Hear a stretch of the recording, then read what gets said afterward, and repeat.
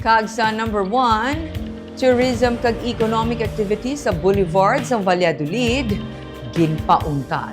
Ginmando na sang alkalde sa Valladolid ang pagpauntat sa tanan nga tourism kag economic activities sa Boulevard sa Valladolid kasunod sa pagkadalasa sang fuel tanker sang food carts nga nahamtang sa among nga area. Sa executive order nga ginpagwa ni Mayor Ricardo Presbitero, effective ang pagsuspend sa mga economic ag tourism activities 12 noon sang July 6. Patigayunan ang safety assessment kag ang pagpatuman sa nagakaigo nga traffic public safety measures suno kay Presbitero.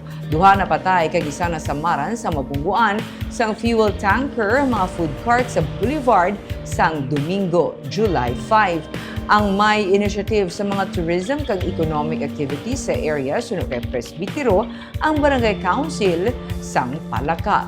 Gintalakay sang Lunes sa mga operational plans nga bag-o suno sa iya. Ginapaabot nga maga-resume ang activities sa area kung mapatuman na ang mga measure o mga safety measures nga ginkasugtan. Nagapakig-angot man sila sa Department of Public Works and Highways sa signage nga 30 kilometers per hour lang ang speed limit sa area kag pagpahamtang sa mga solid lines kag iban pa. Naghatag naman sila sa assistance sa mga nahulaan kag sa ila nga pamilya. So, suspend na po to review and then we had already discussed yesterday ang operational plans nga bago. Hopefully, we can resume the activities kung ma-implement na naman ang mga safety aspects sa area. Maybe 10 days, 15 days siguro.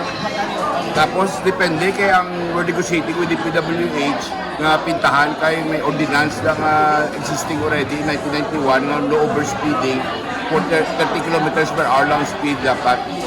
So, unless may establish the mga solid lines and everything, so we will not allow yet any activity.